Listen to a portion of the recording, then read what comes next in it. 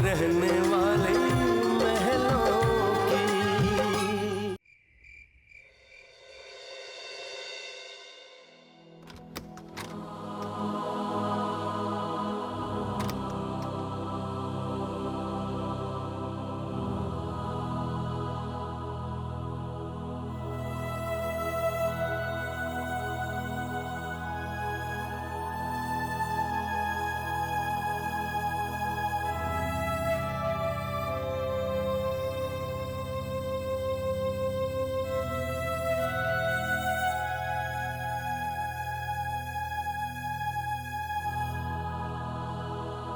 नहीं ऋषभ, रोइए मत। यहाँ आपको घबराने की जरूरत नहीं है, यहाँ बिल्कुल सुरक्षित है। ये सब क्या हो रहा है रानी? मेरी किस्मत ने मुझसे मेरी सच्चाई भी छीन ली। मैं इतना मजबूर हो गया हूं कि किसी को ये भी नहीं बता सकता कि मैं निर्दोष हूं। मैंने कुछ सोचा है।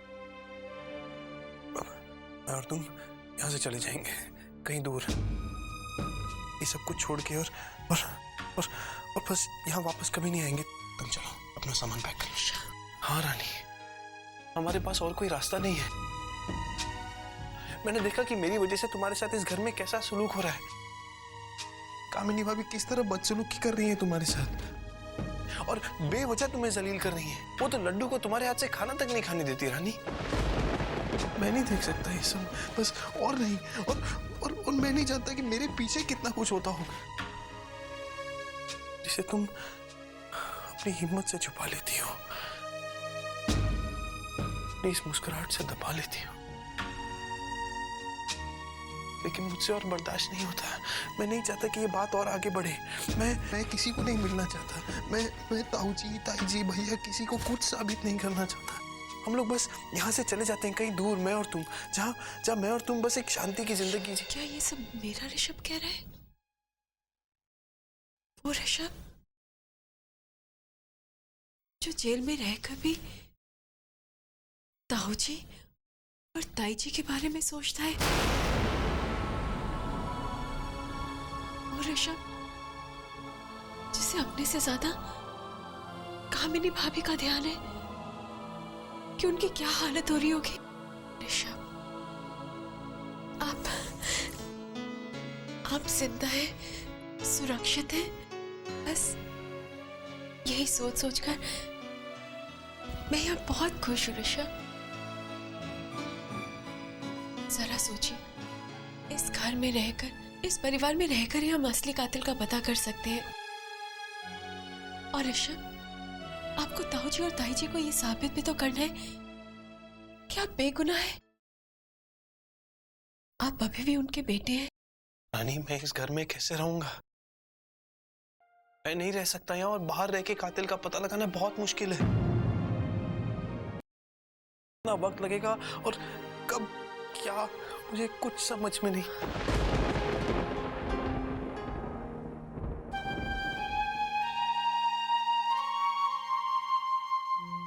आओ मेरे साथ।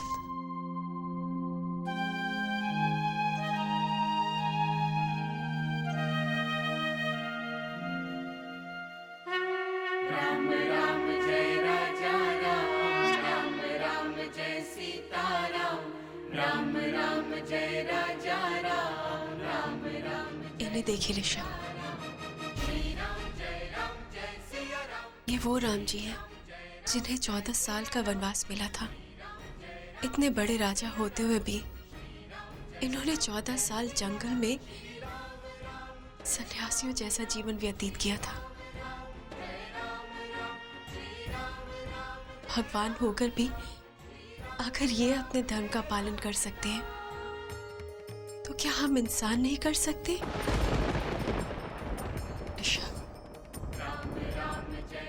राम जी को अपना आदर्श मानकर बस अपना कर्म करते जाओ, अपने धर्म का पालन करो, बाकी सब ऊपर वाले के ऊपर छोड़ दो। रात काफी हो गई है और आप बहुत थके हुए लग रहे हैं। आप थोड़ी देर आराम कर लीजिए, मैं आपके लिए खाना लेकर आती हूँ। नहीं नहीं, तुम कहीं मत जाओ मुझे छोड़ के। यहीं रहो मेरे पास। अच्छा ठीक है, कहीं नहीं जाऊंगी। अब आप सो जाइए, सुबह उठ के चले जाइएगा। आई।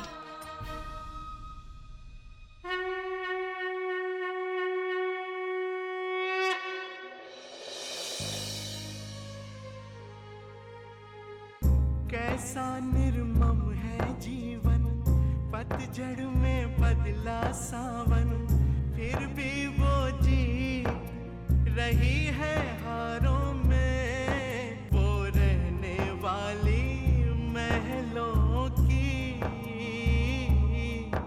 वो रहने वाली महलों की।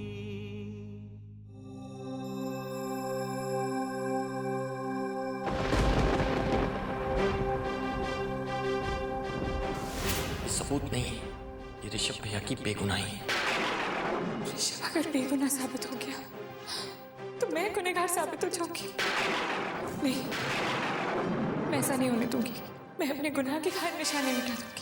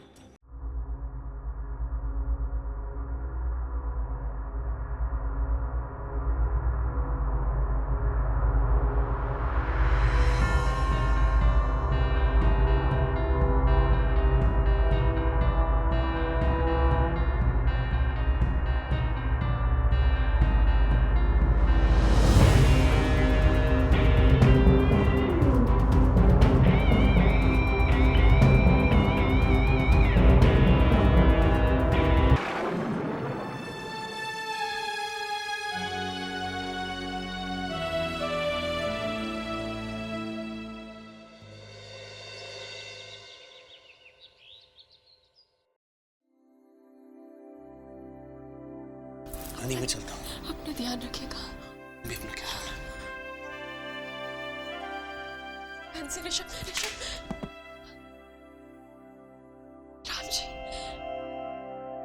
मेरे ऋषभ का ध्यान रखिएगा। उन्हें इस झूठे इल्जाम से मुक्त कीजिए राम जी। मेरे ऋषभ की रक्षा कीजिए।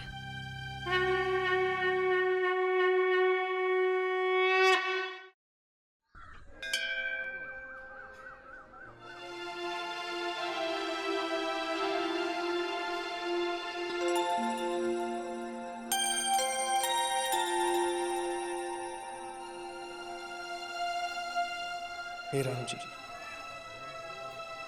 रानी हमेशा कहती है कि आप सच्चाई का साथ देते हैं। आज मैं एक ऐसे भंवर में फंस गया हूँ जहाँ सच्चा होते हुए भी मैं ही गुनहगार बन गया हूँ। मुझे इस मझधार से निकालिए राम जी। मुझे शक्ति दीजिए कि मैं रानी को किया हुआ वादा निभा सकूं। शक्ति दीजिए कि मैं असली कातिल को दुनिया के सामने ला पाऊं।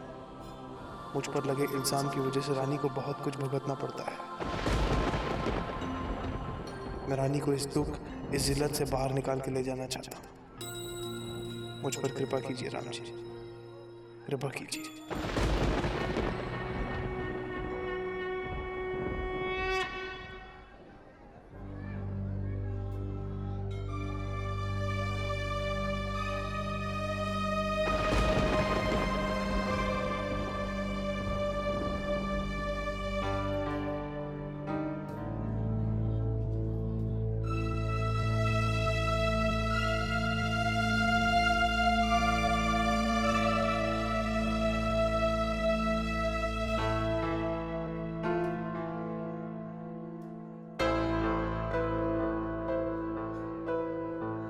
भैया, ये घंटी आप उस पेड़ पे बांध दीजिए ना। ये सदियों पुरानी मान्यता है, सच्चे मन से जो भी मन्नत मांगी जाए राम जी उसकी मन्नत जरूर पूरी करेंगे। भैया ले लीजिए ना, की कीमत सिर्फ 20 रुपए की है। भैया जी ले लीजिए ना।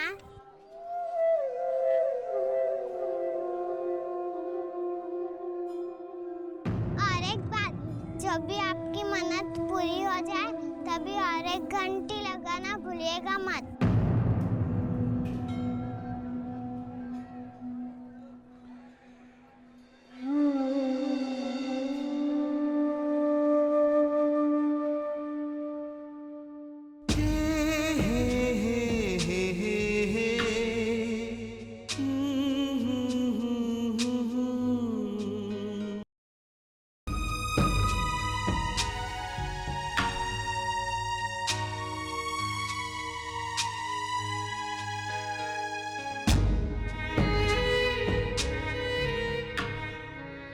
हे राम जी, मैं बस यही मन्नत मांगता हूँ कि विराट का कातिल जल्द से जल्द पकड़ा जाए, ताकि मैं अपने परिवार के सामने अपनी बेगुनाही साबित कर सकूं और रानी सारी दुनिया में सर ऊंचा करके कह सके कि मेरे ऋषभ ने किसी का खून नहीं किया।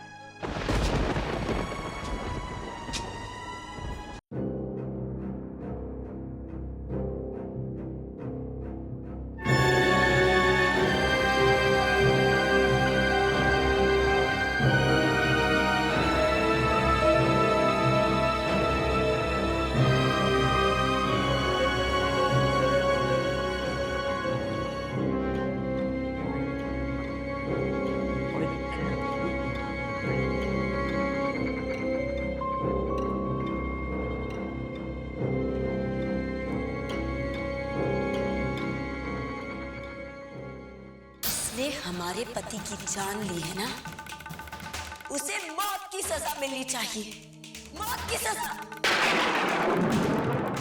हाँ भाई, एक बात तो मैं यकीन से कह सकता हूँ कि कातिल चाहे जो भी हो, वो विराट भैया से अनजान नहीं था।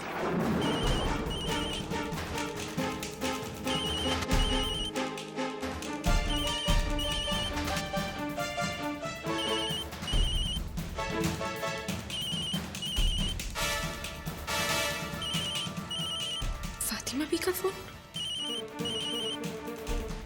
हेलो हेलो पायल, जल्दी से आ जा, एक बार आकर मुझसे मिल जा। मेरी सांसें बस तुझसे मिलने के लिए ही अटकी हुई है। फातिमा भी, आप इसे क्यों बोल रही हैं? क्या हुआ है आपको? बेटी तू बस आ जा, एक बार तुझे नजर भर कर देखना चाहती हूँ, ना मत करना, आ जा पायल, आ जा। ठीक है फातिमा भी, मैं अभी आती हूँ।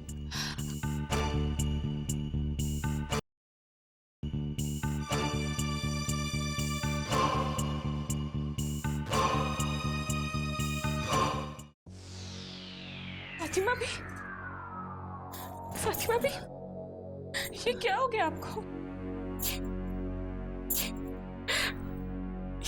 आपकी हालत, आपको ये कमजोरी कैसे हो गई? फातिमा भी, मैं आपको बड़े से बड़े हॉस्पिटल में ले जाऊंगी, अच्छे से अच्छे डॉक्टर के पास आपका इलाज करवाऊंगी। आप बिल्कुल ठीक हो जाएंगी फातिमा भी, कुछ नहीं होगा आपको, कुछ नहीं होगा, कुछ नहीं होगा। ना मेरी बच्ची ना, अब मेरे पास वक्त नहीं, अब ज्यादा सांसें नहीं है मेरे पास। अब कोई दुआ, कोई दवा मुझे नहीं बचा सकती।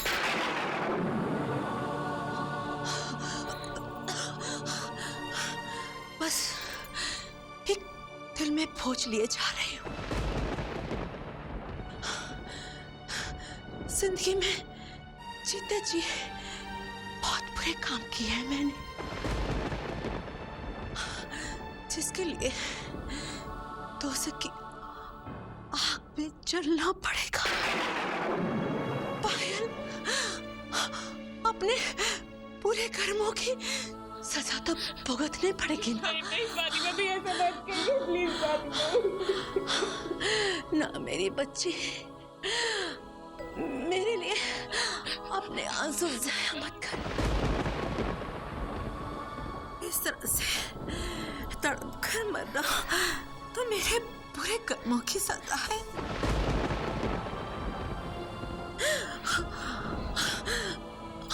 अपने जीते जी मैं तुझे कोई संस्कार, कोई सीख नहीं दे पाई,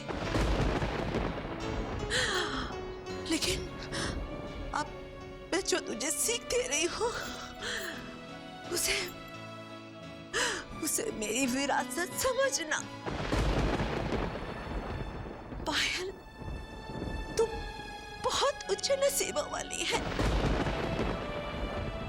जो तुझे वरुण जैसा प्यार करने वाला पति मिला।